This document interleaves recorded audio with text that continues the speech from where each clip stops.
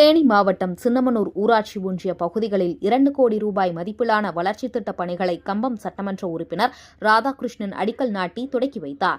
தேனி மாவட்டம் சின்னமனூர் அடுத்த நாயக்கன்பட்டியில் கலைஞர் நகர்ப்புற மேம்பாட்டு திட்டத்தின் கீழ் 1,41,00,000 மதிப்பீட்டில் உழவர் சந்தை அமைக்கும் பணியை கம்பம் சட்டமன்ற உறுப்பினர் ராதாகிருஷ்ணன் தொடக்கி வைத்தார்.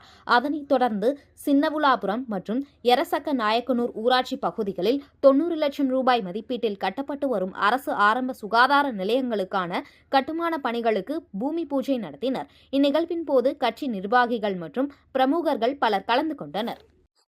தமிழ்நாடு முதலமைச்சர் நெஞ்சம் நிறைந்த தளபதி அவர்களுடைய பரிந்துரையின் அடிப்படையிலும் அவருடைய வழிகாட்டுதலோடு சின்னமனூர் ஒன்றியம் ஓடைப்பட்டி பேரூராட்சியில் மூர்த்திநாயக்கம்பட்டு என்கின்ற ஊராட்சியில் 1,51,00,000 ரூபாய் திட்ட மதிப்பீட்டில் உழவர் சந்தை, தினசரி சந்தை, வார சந்தை உள்ளடங்கிய அந்த சந்தைக்குண்டான திட்டத்தை இன்றைக்கு துவக்கி வைக்கப்படுகின்ற தருணத்தில் நான் இந்த செய்தியை தருகின்றேன். அந்த திட்டம் என்பது 56 கடைகள் உள்ள திட்டம்.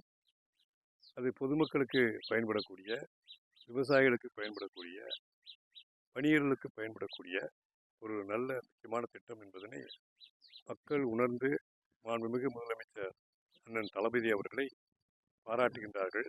இந்த திட்டத்திற்கு மக்கள் மத்தியிலே நல்ல வரவேற்பு ஏற்பட்டிருக்கின்றது.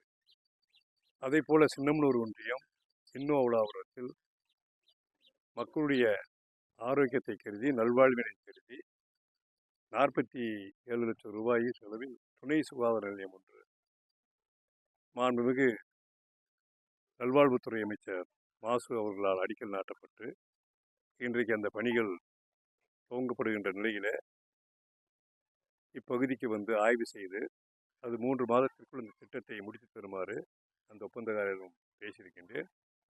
இதுபோல கன்னிசேருவப்பட்டி மற்றும் அப்பிவெட்டியில் துணை சுகாதார நிலையம் வேண்டும் என்ற கோரிக்கை வைக்கப்பட்டிருக்கின்றது. அதுவும் அந்த திட்டத்திற்குண்டான நிதியை தருவதாக அமைச்சர் அவர்கள் தெரிவித்திருக்கின்றார்கள். எரசக்க நாயக்கனூரில் 1,51,00,000